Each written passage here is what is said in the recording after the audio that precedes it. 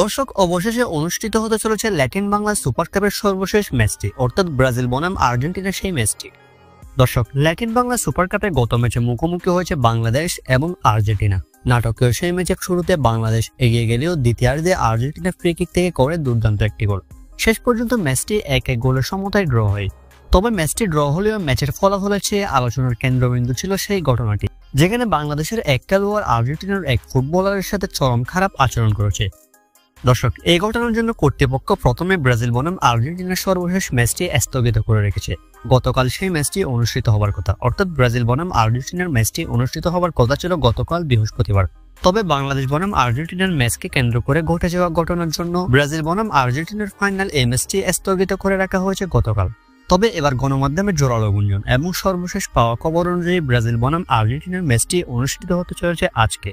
দর্শক, আজ শুক্রবার বাংলাদেশ সময় সন্ধ্যা 7টায় এই ম্যাচটি মাঠে গড়াতে চলেছে। সর্বশেষ পাওয়া খবর অনুযায়ী এমনটাই বলা হয়েছে। দর্শক, প্রথম ম্যাচে বাংলাদেশকে ব্রাজিল হারিয়েছে 4-0 গোলের ব্যবধানে। দ্বিতীয় ম্যাচে বাংলাদেশ আর আর্জেন্টিনা মুখোমুখি হলেও ম্যাচটি ড্র হয়। এবার দেখার বিষয় শেষ পর্যন্ত ব্রাজিল বনাম আর্জেন্টিনার ম্যাচে কি হয় ফলাফল।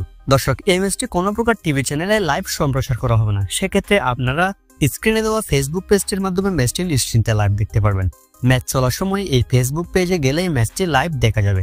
দর্শক, আপনার মতে শেষ পর্যন্ত ল্যাটিন বাংলা সুপার কাপের শেষ ম্যাচ কে জিতবে, আর্জেন্টিনা নাকি ব্রাজিল? কমেন্ট বক্সে আপনার মতামতটি জানিয়ে দিতে পারেন।